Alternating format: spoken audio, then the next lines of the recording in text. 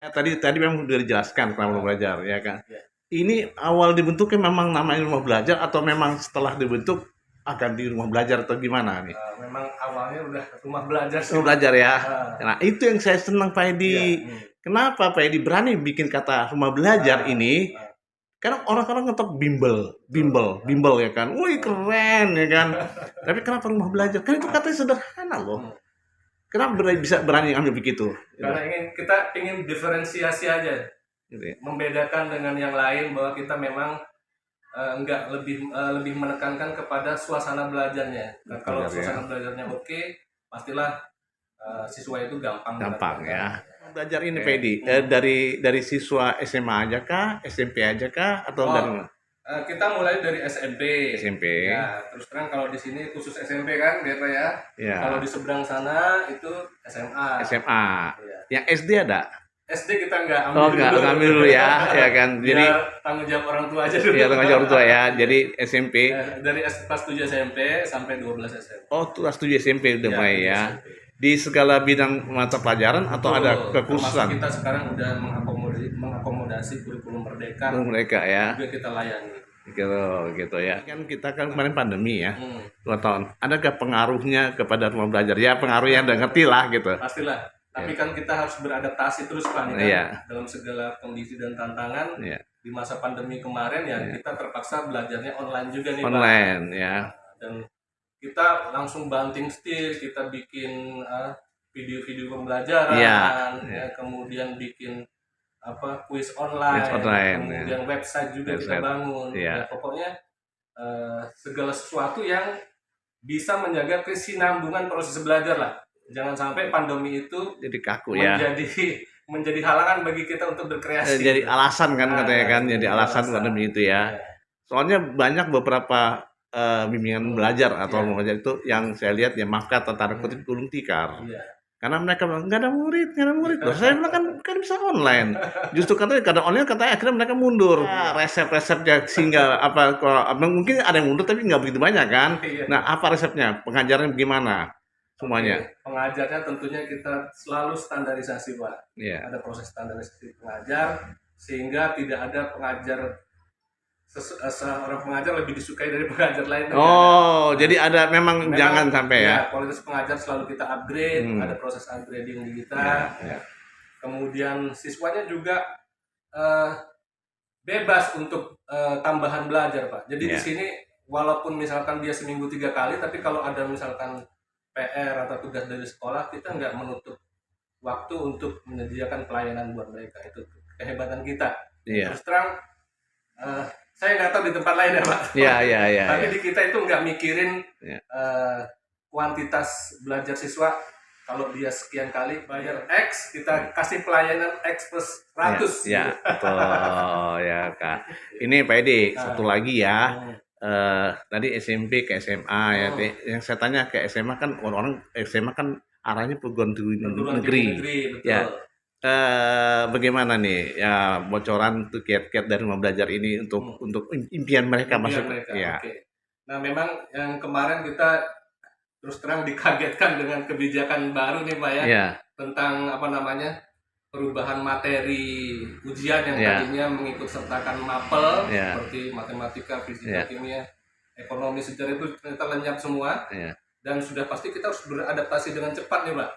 Kita harus bikin soal-soal yang terbaru yang mengakomodasi sistem ujian yang terbaru yaitu TPS.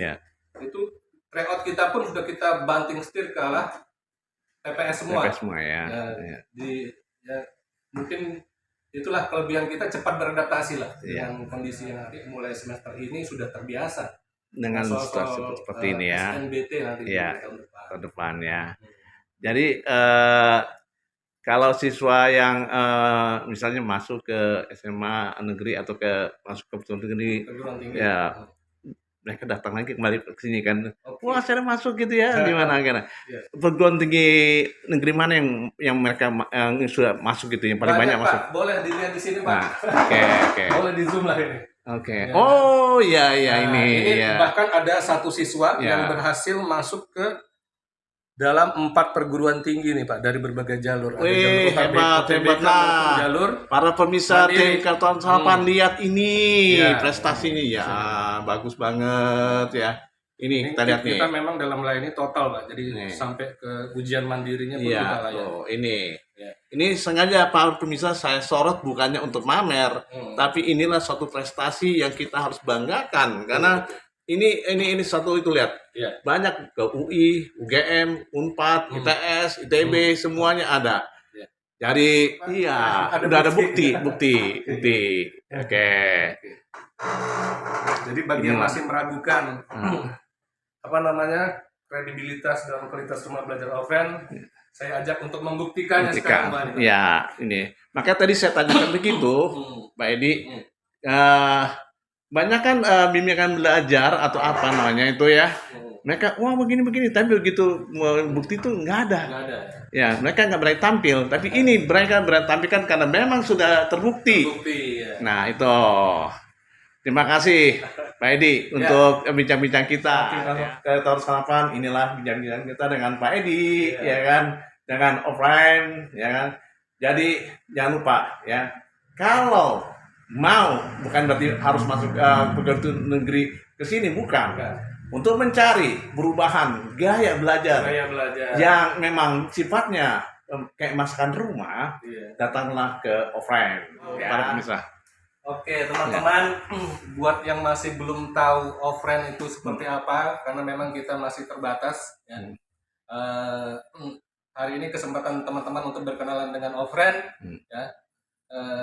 Untuk membuktikan, teman-teman langsung aja datang kemari ya, karena susah untuk untuk membuat teman-teman percaya ya. Kalau teman-teman sendiri nggak tertarik untuk membuktikannya ya. Sudah banyak contoh yang berhasil ketika mengikuti proses belajar di offline ya. Saya bilang kita adalah bimbel hidden game. Hidden game artinya mutiara yang tersembunyi ya. Belum yang terakhir ini orang kan bilang offline, datang ke sini. Emang kan udah jangka orang buta mencari jalan ya enggak? Di mana tepatnya? Dan maka untuk supaya kalau sebelum ke sini mereka bisa lihat di mana supaya mereka tahu.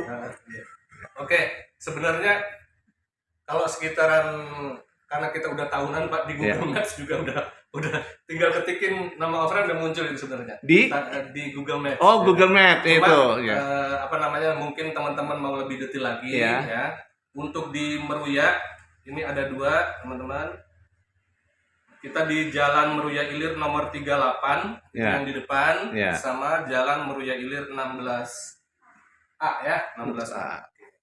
Kemudian yang di Dan Mogot ya, Dan Mogot itu kita ada di Komplek Ruko Dan Mogot Baru namanya Pak. Oke. Jalan Tampak Siring, Blok LB5 nomor 24. Supaya ada gak di dunia maya? Dunia maya kita punya rumah namanya focusoffriends.com. Fokus offriends teman ya, offriends.com semua nyambung. Nah, tinggal di Google di search aja udah muncul namanya. Muncul ya. Di YouTube juga ada ya, karena itu ada. Namanya Rumah Belajar Offline. Rumah Belajar Offline. Oke. Bisa alamat-alamat yang bisa ditentukan. Ini kami dekatkan ya. Lihat nomor teleponnya dan catat. Nah, lihat itu. Oke. Jangan lupa ya. Segera hubungi. Jangan sampai ketinggalan informasi. Pemirsa tim Karton Sarapan, jangan lupa ya. Datang ke offline ya. Pasti ada perubahan. Di sini ya, kalian akan merasa belajar seperti di rumah sendiri. Tidak di sekolah, tidak belajar ganti surat, tapi benar-benar suasana rumah. Jangan lupa, sampai jumpa kembali di channel kita. Dan jangan lupa di subscribe, like, comment, dan share.